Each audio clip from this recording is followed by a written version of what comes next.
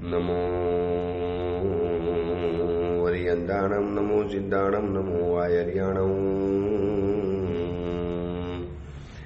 નમો વજ્જાયાણમ, નમો લોહે સૌવસાવણમ, એસો પંચ નમુકારો સૌવ પાવપણાસણો, મંગલાણમ ચ સૌવેશી બ્રહ્મમ વૈ મંગલમ, મંગલમ ભગવાન વીરો, મંગલમ ગૌતમ પ્રભુ, મંગલમ સ્થૂલભદ્રાદ્યા જૈન ધર્મ સુમંગલમ. પ્રવચનનો વિષય છે માર્ગ ભૂલેલા જીવન પથિકોની પ્રતિબોધ કથા. આજથી 1245 વર્ષ પૂર્વે બનેલો 4 પ્રસ્તાવ અને 17,000 શ્લોકોની અંદરમાં ફેલાયેલો આ કુવલયમાલા નામનો ગ્રંથ. આ ધરતી ઉપર જેટલા પણ માર્ગ ભૂલેલા જીવો છે એ જીવોને સરસ મજાની કથા અને કથા દ્વારા ઉપદેશ આપી અને માર્ગ ઉપર ચડાવવાનું કામ આ ગ્રંથ કરી રહેલો છે. કેટલાય કાલના આપણે કદાચ ભૂલા ભડક્યા છીએ, આપણને ખુદને ખબર નથી. કોઈ એકાદ વ્યક્તિ રોડ ઉપર નથી કહેતો સાહેબ અડધો કલાક ફર્યો અને પછી ઉપાસ નહીં મળ્યો, અરે પોણો કલાક રખડપટ્ટી કરી ત્યારે માર તમારું ઘર મળ્યું. એ તો રખડપટ્ટી અડધો ને પોણો કલાકમાં પૂરી થઈ જાય, પણ કદાચ મારી તમારી આ ભૂલા પડ્યાની રખડપટ્ટી કદાચ ભવોના ભવોથી ચાલે છે, કદાચ અસંખ્ય ભવથી પણ કહી શકાય. એટલા બધા ભવોથી આપણે ભૂલા ભડક્યા છીએ, હજી પણ સાચી જગ્યા આપણને મળતી નથી. જ્યારે આ ગ્રંથ દ્વારા ક્રોધ, માન, માયા, લોભ અને મોહ આ 5 દોષોની ભૂલ ભૂલામણાથી બહાર નીકળી અને કયા રસ્તે આગળ વધવું એની આખી આ વાત બતાવે છે ગ્રંથ. અને કથા દ્વારા જાણતા જાણતા જાણતા ત્યાં સુધી પહોંચ્યા કે જંગલની અંદરમાં રહેલી પરમાત્માની મૂર્તિનો આખો ઇતિહાસ યક્ષ કન્યાએ બતાવી દીધો.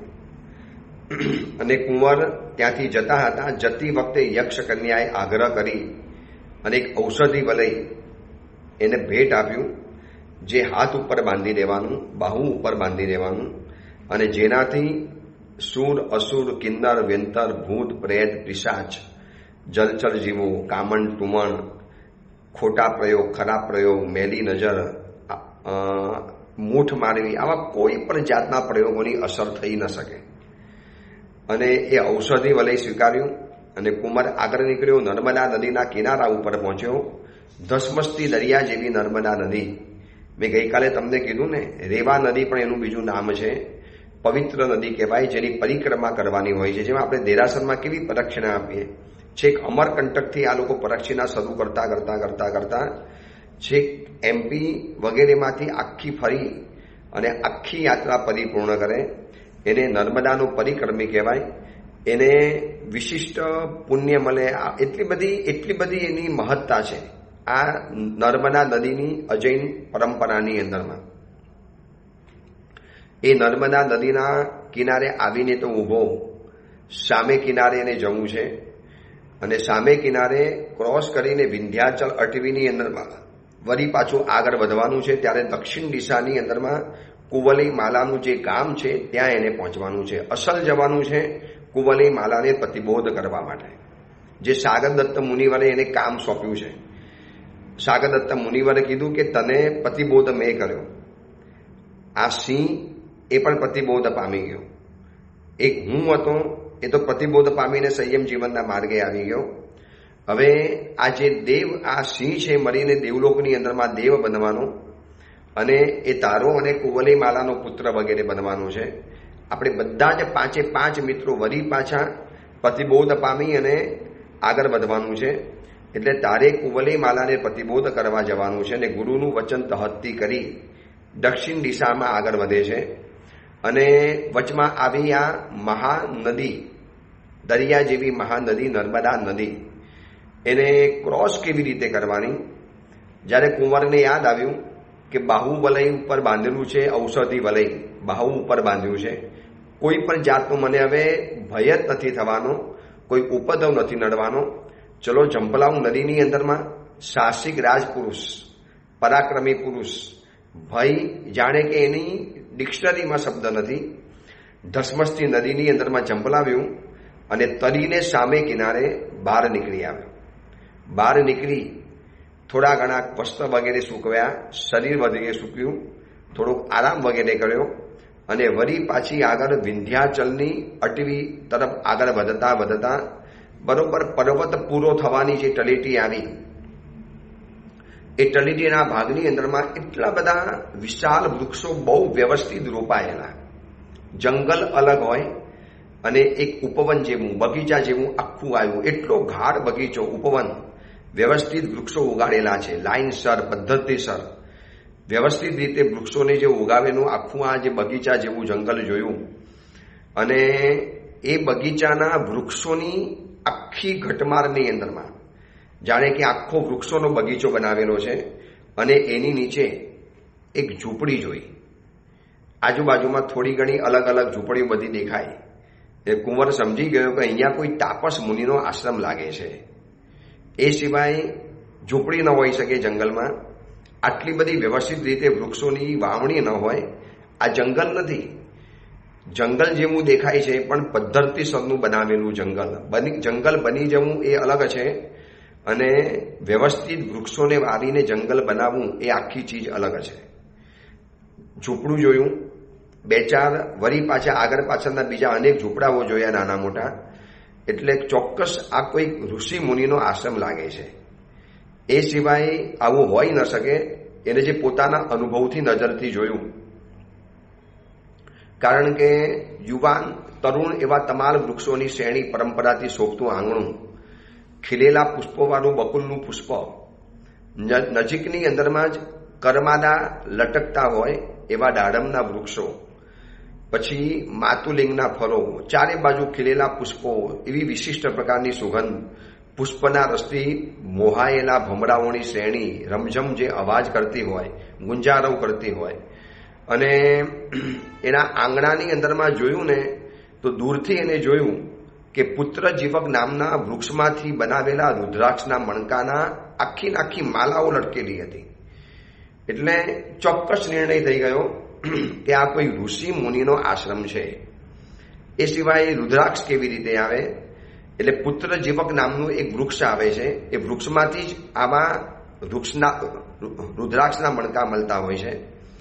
જુદા જુદા પ્રકારના સૂકવેલા ફળોના ઢગલા, એની ઉપર ત્રિકોણ ઉપર સ્થાપન કરેલું કમંડલ અને ટેકાવાળું આસન, સિંહાસન જેવી ચીજ જોઈ.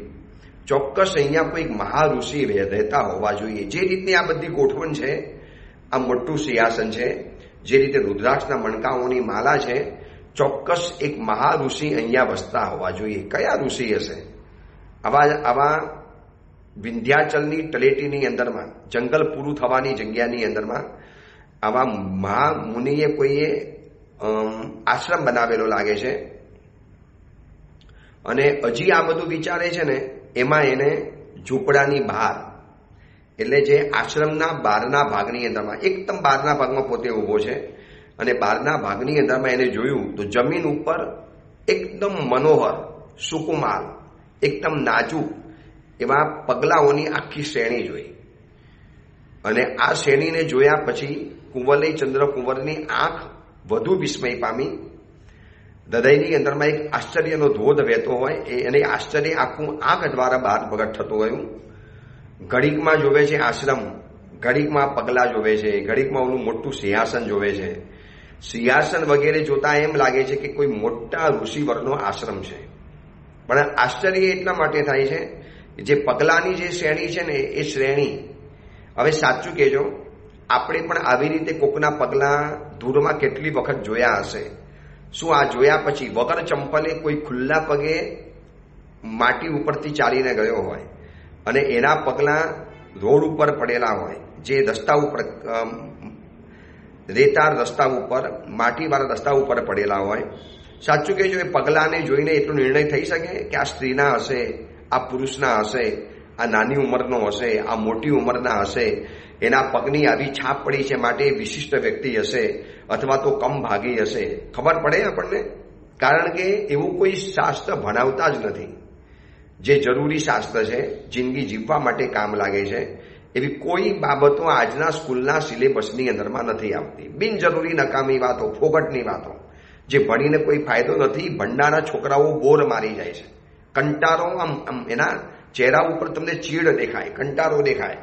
હોમવર્ક કરવાની મજા ના આવે, સ્કૂલ જવાની મજા ના આવે. કદાચ મજા આવતી હશે એટલો જતો હશે કે દોસ્તો મળે, મિત્રો મળે, ફ્રેન્ડ્સ મળે અને ઘરમાંથી છૂટાય એટલા માટે કદાચ જતો હશે. પણ સ્કૂલની આવી રસાળ પદ્ધતિ હોય, આવી પગલા ઉપરથી નક્કી કરી શકાય કે આ સ્ત્રી હશે કે પુરુષ હશે, નાની ઉંમર હશે કે મોટી ઉંમર હશે. હવે આશ્રમના બહારના ભાગની અંદરમાં જે આખી લાંબી 2 પગલાની જે આખી શ્રેણી જોઈ અને કુંવર આશ્ચર્ય પામે છે. આટલા મોટા આશ્રમની અંદરમાં આ સ્ત્રીના પગલા કેવી રીતે? આ પુરુષના પગલા નથી, આ સ્ત્રીના પગલા છે. અને એ પણ નાજુક, નાની ઉંમર, યુવાન ઉંમરની છે અને બહુ સ્વરૂપવાન હશે આ સ્ત્રી, જે તાપસી હશે. તો કેવી રીતે શક્ય બની શકે? આટલા મોટા ઘનઘોર જંગલ અને એ જંગલની અંદરમાં એક સ્ત્રી તાપસ અહીંયા રહેતી હોય. એના મનમાં નિર્ણય તો થઈ ગયો કે ચોક્કસ આની અંદરમાં સ્ત્રી તાપસી છે. અને એટલાની અંદરમાં બસ જે પગલેથી આ પગલા જતા દેખાયા હતા ને, એ જ પગલા ઉપર ચાલતી ચાલતી ચાલતી દૂરથી એક સ્ત્રી તાપસીને આવતી જોઈ. એકદમ જાડા લાંબા વાળ, જેની વિસ્તીર્ણ અને ગોર આંખો રહેલી છે. શરીરના અંગ ઉપાંગ એકદમ વિકસેલા છે. એકદમ નાજુક ત્વચાવાળી, ગૌરવર્ણની. અને એમ લાગે કે કદાચ આ વસ્ત્ર બદલીને જો વસ્ત્ર પહેરી લે, બીજા વસ્ત્ર, સંસારી વસ્ત્ર, તો ચોક્કસ કોઈક રાજ રમણી અથવા તો રાજપુત્રી જેવી લાગે. અને એની પાછળ ચંચલ આંખોવાળા કેટલાય મૃગલાઓના ટોરા એની પાછળ આવતા હતા. અને આવી નાની ઉંમરની તાપસીને આ જંગલની અંદરમાં એકલી, સાથે વન્ય પ્રાણી તરીકે હરણના ટોળા એની બાજુની અંદરમાં હતા. હાથની અંદરમાં વીણા હતી. એટલે સમજી ગયા કે વીણા વાદનમાં હોશિયાર હશે, વીણા વગાડતી હશે. એટલે એનાથી ટેવાઈ ગયેલા હરણના ટોળા, એને કોઈ ડર નથી આ રાજપુત્રીનો. અને રાજપુત્રી પણ સામેથી આવી રહેલી છે. એની નજર પડી છે કુવલય ચંદ્ર કુંવર ઉપર. એને પણ આશ્ચર્ય થયું કે આ જંગલની અંદરમાં આજે આવો એક વિશિષ્ટ પુરુષ, કાંતિવાન પુરુષ કેવી રીતે આવી ગયો. નજર બંનેની મળી, પરંતુ કેટલાય વખતથી કોઈ પણ પુરુષને જોયા નથી. એમાં આવા નવયુવાન, સ્વરૂપવાન કુવલય ચંદ્ર કુંવરની જે શારીરિક પ્રતિભા, અદ્ભુત તેજ, સુગઠિત શરીર, બદન, અને એ જોયા પછી થોડીક ગભરાઈ ગઈ અને વિચારવા લાગી કે આ જંગલની અંદરમાં આ કોણ પુરુષ અહીંયા આવેલો છે? ચોક્કસ કંઈ ગડબડ રહેલી છે. એટલે ત્યાં અટકી ગઈ. ત્યારે એવા સમયની અંદરમાં એની બાજુની અંદરમાં જાણે કે એનો જોડીદાર હોય કે જે પણ હોય, મહાન નીલ રત્ન જેવી કાંતિવાળો એક સરસ મજાનો મોટો પોપટ, અને એની પાછળ બીજા પણ કેટલાય પોપટ, મેના વગેરે હતા.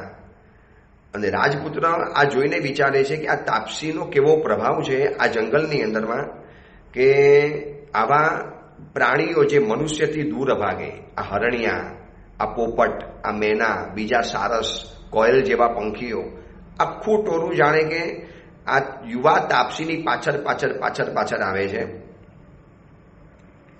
અને તાપસીને તો ભય લાગી ગયો, શરીરમાં પરસેવો છૂટી ગયો. કોઈ દિવસ પર પુરુષને જોયો નથી.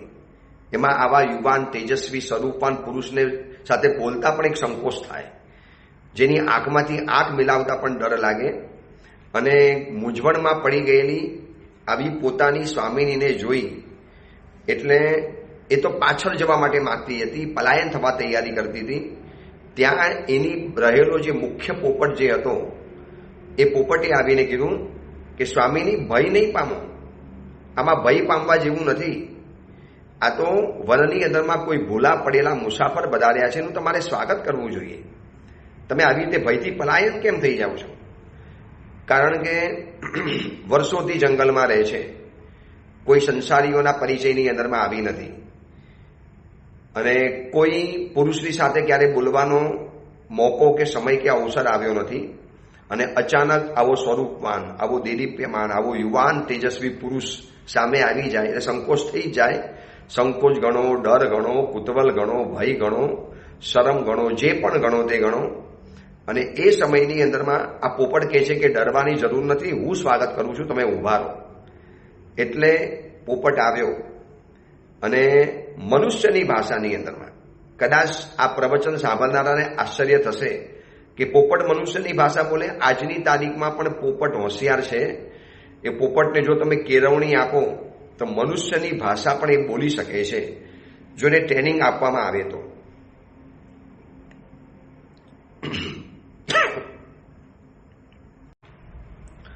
સૌથી આગળ આવીને પોપટે પહેલા તો અભિવાદન કર્યું. આ જંગલમાં પધારેલા અજાણ્યા પુરુષ, આપનું સ્વાગત હો. મારું નામ રાજ પોપટ છે અને આ અમારી સ્વામીની છે તાપસી, આ આશ્રમની કુલપતિ. અને આપને જોઈને લજ્જા અને શરમથી એકરા આપનું સ્વાગત નથી કરી શકતી. મનમાં ખરાબ નહીં વિચારતા, હું આપનું આવનારનું સ્વાગત કરું છું. પધારો, અમારા આશ્રમને પવિત્ર કરો, આશ્રમમાં પધારો. જો અભિવાદન કરવાની રીત કેવી હોય છે, ઘરમાં આવેલા મહેમાનને કયા શબ્દથી બોલાવાય. પધારો. અને સ્વામીને કીધું આપ પણ આગળ આવો, આપ પણ બિરાજો અહીંયા. બંને જણાને યોગ્ય સિંહાસન ઉપર બેસાડ્યા અને જાણે કે આખા આશ્રમનું સંચાલન જાણે કે આ રાજપોપટ કરતો હોય. કુંવર પણ આશ્ચર્ય પામી ગયો કે કેટલો અદ્ભુત પોપટ છે. નીલમ રત્નથી જાણે કે બનેલો હોય એવો ગ્રીન, હરા કલરનો.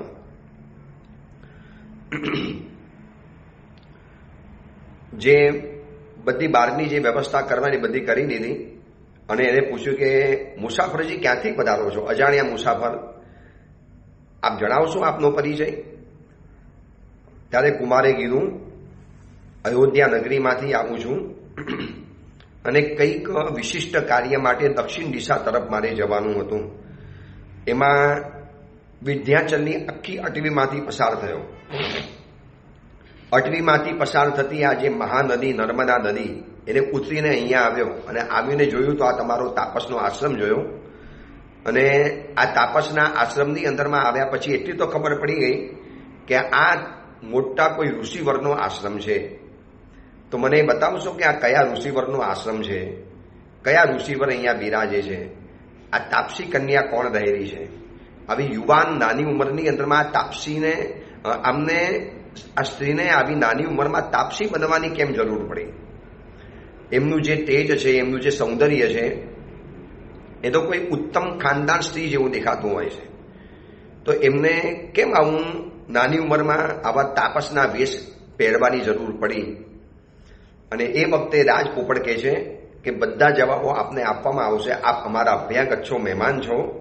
આપ ફલ પાણી વગેરે સ્વીકારો, થાક ઉતારો, બધી આપને માંડીને વાત કહેવાની અંદરમાં આવશે. અને ભોજન વગેરે કર્યું, અભિવાદન પૂરું થઈ ગયું, ઔપચારિકતા પરિપૂર્ણ થઈ ગઈ. પાણી વગેરે પીવાનું, ફલ વગેરે વાપરવાના આરોગી લીધા. અને હવે કુંવરે પૂછ્યું, તાપસીને ડાયરેક્ટ પૂછ્યું કે આપ જણાવી શકશો આપ કોણ છો, આપનું શુભ નામ શું રહેલું છે, આપ આ જંગલની અંદરમાં કેવી રીતે પધાર્યા, અને આ કુલપતિ સાહેબ અત્યારે ક્યાં છે, મુખ્ય આશ્રમના કુલગુરુ, મારે એમના દર્શન વગેરે કરવા છે. આવું જ્યારે એ તાપસીને પૂછવાની અંદરમાં આવ્યું, યુવાન તાપસીને, સ્ત્રી તાપસને, એ તો મોઢામાંથી શબ્દ પણ નથી કાઢી શકતી, એટલી બધી સંકોચમાં આવી ગઈ છે, શરમની અંદરમાં આવી ગઈ છે. કોઈ દિવસ આવી રીતે કોઈ પુરુષ સાથે બોલવાનો ક્યારે સમય જ નથી આવ્યો. એ જંગલમાં રહી છે, આ જંગલમાં જન્મી હશે, જંગલમાં ઉછળી હશે. એની આજુબાજુની અંદરમાં આવા જ વન્ય પશુઓ, એ જેના દોસ્તારો, ભાઈઓ, મિત્રો જે પણ ગણો, એ બધા આ જ રહેલા હશે. ક્યારેક કોઈ માનવ વસ્તીની અંદરમાં જવાનું નહીં થયું હોય, એટલે એ તો બોલી નથી શકતી. એ વખતે વળી પાછો પોપટ કહે છે કે મહાપુરુષ, એ અમારી તાપસી જરા શરમાય છે, એ જવાબ નહીં આપી શકે. એના બદલી હું આપને આખી માંડીને વાત કરું છું.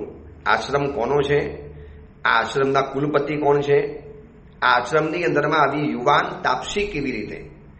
તમને પણ સહજ પ્રશ્ન થાય. સીધી વાત છે એમાં આ જે રાજ પોપટની જે બોલવાની જે કલા, કુવલયચંદ્ર સમજી ગયો કે વર્ષોથી આ સ્ત્રી સાથે, આ આશ્રમ સાથે જોડાયેલો આ રાજ પોપટ છે, તો જ આટલી બધી સ્પષ્ટ મનુષ્યની ભાષા, તો જ આટલો બધો આવકાર, સભ્યતા, વિનય, ઉચિત અભિવાદન, જે એક રિસ્પેક્ટ કહેવાય, જે આદર કેવી રીતે અપાય મહેમાનોને, આવનારા મહેમાનો સાથે કેવી રીતે પેશ અવાય, કેવી રીતે બોલી શકાય, એની બહુ અદ્ભુત તાલીમ આ રાજ પોપટે પ્રાપ્ત કરી છે.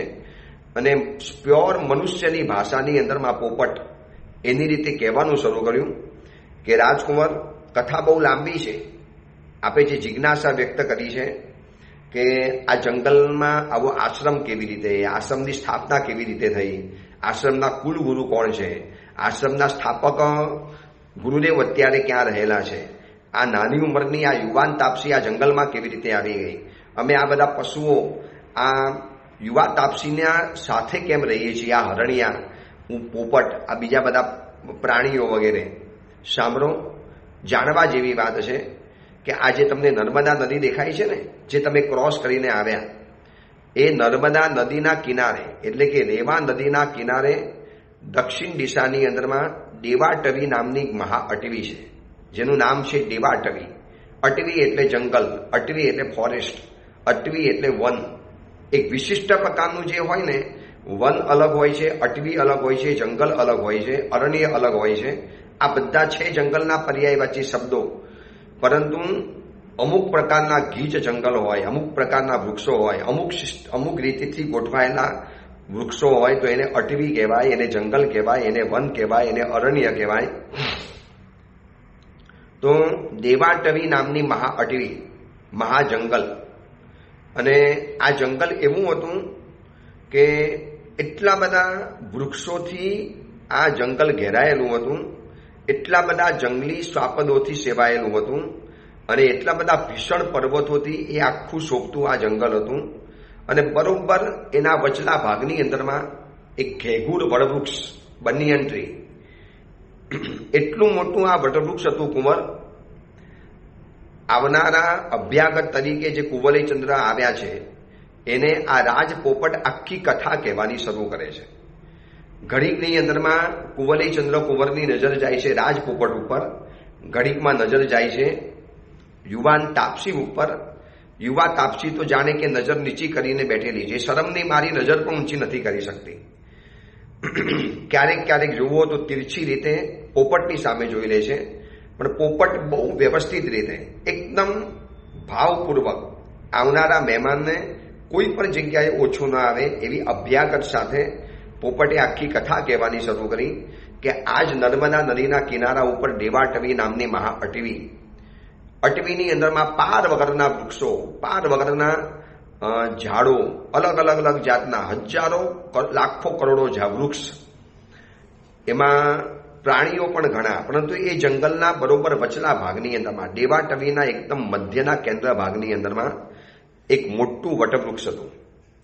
એટલું મોટું આ વટવૃક્ષ હતું કે એની અસલ શાખા કઈ છે એ કોઈ શોધી જ ન શકે, એમાંથી નવી વડવાઈ નીકળતી જાય. તમે જોજો, જે જગ્યાએ વટવૃક્ષ હશે ને, એકલું વટવૃક્ષ નહીં હોય, બહુ પ્રાચીન વટવૃક્ષ. તમે આજે શાહપુર માનસ મંદિરની અંદરમાં જજો, મુંબઈની બાજુની અંદરમાં આવ્યું છે શાહપુર માનસ મંદિરમ. આદિનાથ ભગવાનના દેરાસરની પાછલા ભાગની અંદરમાં જે વિશાળ વટવૃક્ષ છે, એમાંથી કેટલી શાખાઓ જમીનમાં નીચે ઉતરતી જાય, ધીરે ધીરે ધીરે આ જમીનને ફાડીને ઉતરી જાય, પછી પોતાનો વિસ્તાર વધારતી જાય. હમણાં જ અમારે બિહારની અંદરમાં એક મોટું વટવૃક્ષ જોયું, 5 મોટા એના થડ, મુખ્ય થડ વચમાં હતું, આજુબાજુની અંદરમાં એની 4 મોટી મોટી વડવાઈઓ નીચે ઉતરેલી હતી. હવે વડવાઈ એટલી મોટી હતી, એટલી ઘેઘૂર હતી કે આમાંથી ખબર ના પડે કે એની મુખ્ય વડવાઈ કઈ હશે, જેને પંચવટી કહેવાય. અને વટવૃક્ષ જે જગ્યા ઉપર હોય એ જગ્યાનો હંમેશા વિસ્તાર થાય, વધે. વટવૃક્ષ એવું છે ને, એને ક્યારે પણ કપાય નહીં, ક્યારે પણ નહીં. કાપો એટલે એ જગ્યાની બધી સંપત્તિ, એ જગ્યાની ઉર્જા, એ જગ્યાનું વાસ્તુ બધું જ ખતમ થઈ જાય. જે ફેક્ટરીની જગ્યામાં, જે સોસાયટીમાં, જે બંગલામાં, જે આજુબાજુના ગામ નગરમાં સૌથી વધુ વટવૃક્ષ હોય, એમ કહેવાય છે કે હિન્દુસ્તાનમાં સૌથી વધારે વટવૃક્ષ કોઈ જગ્યાએ હોય તો નાસિકની અંદરમાં છે, એમ કહેવાય છે. નાસિકમાં એટલા બધા વડના ઝાડ છે, બનિયન ટ્રી છે. એટલે આજે જોજો આખા હિન્દુસ્તાનની કરન્સી છાપવાની મશીન, જે ફેક્ટરી, જે આ નોટ છે ને 2000ની, 500ની, 1000ની જે પણ નોટો છે, 10 રૂપિયાની, 50 રૂપિયાની, 1 રૂપિયાની નોટ, આ બધી જ નોટોને છાપવાનું જે ફેક્ટરી છે એ માત્ર ને માત્ર નાસિકની અંદરમાં છે. કરોડો રૂપિયા સોનુનું ત્યાં મુકાય, પછી સામે એટલી ચલની નોટ બજારની અંદરમાં આવે. જે લોકોને ખબર છે, ઇકોનોમી જે ભણેલા છે એ લોકોને, તો કેમ નાસિકની અંદર નંબર કેમ આવ્યો? મુંબઈ છે, બીજા મોટા સિટી હતા, બસ એને ખેંચી લાવે સંપત્તિ. જ્યાં વડનું વૃક્ષ છે ત્યાં સંપત્તિ આપોઆપ ખેંચાઈને આવે, વિસ્તૃત થાય. આ એક જ ઝાડ એવું છે કે જે ઝાડમાંથી બીજા અનેક ઝાડ અંદરમાંથી ઉત્પન્ન થાય. પીપળામાં આવું નથી, આમમાં આવું નથી, લીમડામાં આવું નથી, બીજા કોઈ પણ ઝાડની અંદરમાં તમને આવું જોવા માટે નહીં મળે. માત્ર ને માત્ર વટનું વૃક્ષ, વડવૃક્ષ, જેને બનિયન ટ્રી કહેવાય, એમાંથી શાખા નીકળતી જાય, એ શાખા ઘેગુર બનતી જાય. ભરૂચની બાજુની અંદરમાં કબીર વડલો છે. એ કબીર વડલાને એટલા બધા કિલોમીટરમાં આજે કબીર વડલો ફેલાઈ ગયો છે કે એની મૂળ શાખા કઈ છે, ક્યાંથી એ ઉત્પન્ન થયું, જાણી જ નથી શકાતું. કારણ કે બાકી બધી શાખાઓ પણ એટલી જાડી છે, એનાથી મોટી છે, એટલે કોઈ નિર્ણય નથી કરી શકતું કે આનું અસલ વૃક્ષ ક્યાં. એમાંથી આ બધી વડવાઈઓ જમીનમાં ઉતરી અને આજે આખું ઘેઘુર બની ગયું છે. ઇતિહાસ એમ કહેવાય છે કે 12, 15 અને 20 કિલોમીટર સુધી આખો એનો ઘેરાવો ફેલાતો જાય વટવૃક્ષની છે. એટલા માટે આજે જે તપક છે ને, એ પહેલાના સમયની અંદરમાં વડવાસી ગચ્છ કહેવાતું હતું. વડવાસી ગચ્છ એટલે વડના ઝાડ નીચે આચાર્ય પદવી આપેલી કેટલાક મુનિવરોને. વડના ઝાડ નીચે એટલા માટે આપી કે તમારી શાખા ફેલાય. આ વડના ઝાડની જેમ તમારી પર શાખા વિસ્તૃત બનતી જાય. એટલે ઘરની આજુબાજુમાં, ફેક્ટરીની આજુબાજુમાં, સોસાયટીની આજુબાજુમાં કે તમારા મકાનની આજુબાજુમાં વડનું વૃક્ષ હોય એને ક્યારેય પણ કાપવા દેવાનું નહીં. આપોઆપ પડી જાય, સહજ રીતે જૂનું થાય, પુરાણું થાય તો વાત અલગ છે, પણ એ પડે જ નહીં વડનું ઝાડ. કારણ કે એની વડવાયુ એટલી જમીનમાં ઊંડી ઉતરી ગઈ હોય ને, વડનું ઝાડ તમને લગભગ પડેલું જોવા માટે નહીં મળે. જોજો ભયંકર વરસાદ આવશે, વાવાઝોડું આવશે ને, બીજા વૃક્ષો ઉખડીને ફેંકાઈ જવાના. આમના છે, લીમડાના છે, પીપળાના છે, એમાં બધા વૃક્ષો કદાચ ઉખડીને ફેરાઈ જાય. પણ આ વડવૃક્ષની રચના જ એવી છે કે એના મુખ્ય એક થડ એમાંથી મોટું બન્યું ને એમાંથી વડવાઈઓ જે નીચે ઉતરે, જમીનમાં જાય, વળી પાછી નવી ફેલાય, એમાંથી નવી વડવાઈ નીચે ઉતરે, કિલોમીટરના કિલોમીટર સુધી આખું જંગલ ફેલાતું જાય. તો આવું જ એક મોટું વટવૃક્ષ રાજપોપટ કુંવલીચંદ્ર કુંવરને કહે છે કે આવું જ એક મોટું વટવૃક્ષ હતું. એના એટલા બધા પાંદડા, એટલી બધી શાખાઓ, એટલી બધી એની લટકતી વડવાઈ, એમાં ઘણા અનેક ચકલાઓએ પોતાના મારા બનાવ્યા, સેંકડો પક્ષીઓએ પોતાનું એમાં નિવાસ સ્થાન બનાવ્યું. અને સર્વ સત્વો, બધા જ જાતની શક્તિ, તાકાત આ વૃક્ષની અંદરમાં આવીને વસેલી હતી. વિશ્વભરના બધા જ પ્રાણીઓ એની અંદરમાં પોતાનો એક સંસાર વસાવીને રહેતા હતા. તો એની અંદરમાં કેટલાય પોપટ, એ લોકોએ પણ પોતાના પરિવાર સાથે એ વૃક્ષ ઉપર રહેતા હતા. એક વૃક્ષ અનેક લોકોનો આશ્રય છે, પથિકોનો, પક્ષીઓનો, પશુઓનો, કુદરત માટે પણ. અને આ વિશાળ વટવૃક્ષો ઉપર અનેક જાતના પંખીઓ રહેતા હતા. એમાં કેટલાય પોપટોએ પોતાના પરિવારો બતાવેલા હતા. એમાં પોપટનો મુખ્ય રાજા જેવો એક પોપટ, જેનું નામ હતું મણિમંત્ર નામનો આ પોપટ, જેને રાજપોપટ કહેવાતો હતો. એકદમ મોટો, બધાનો મુખ્યો, બધાનો સ્વામી, બધાનો માલિક હોય. નામ પણ એનું અદ્ભુત હતું, મણિમંત્ર નામનો આ રાજપોપટ.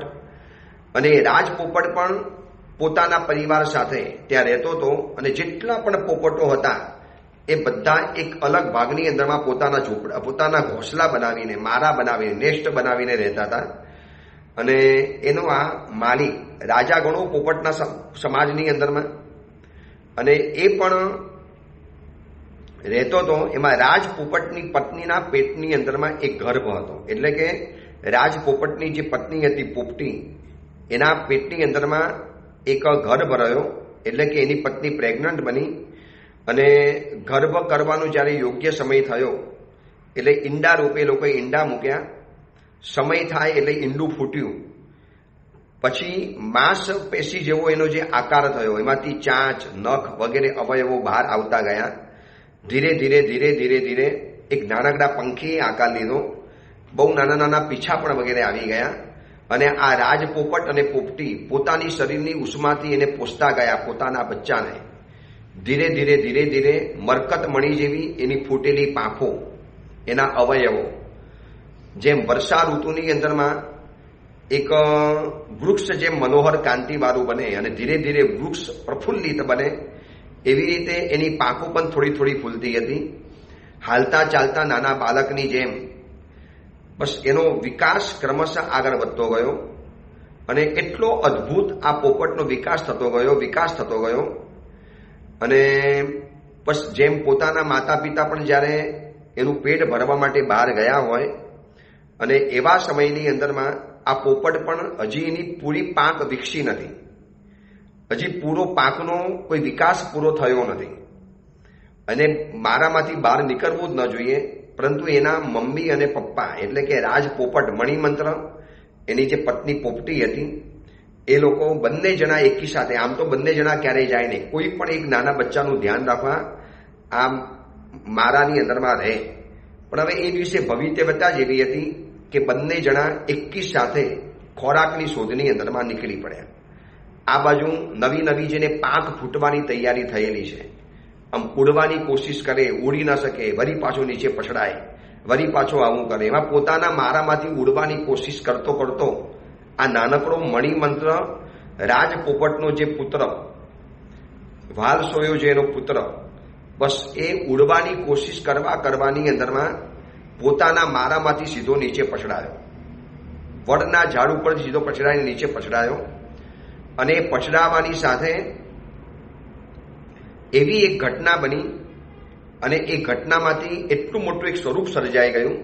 હવે શું બને છે એ ઘટના તો આપણે આવતીકાલે જોઈશું, પરંતુ આ કથામાંથી કેટલું બધું જાણવા માટે મળે છે.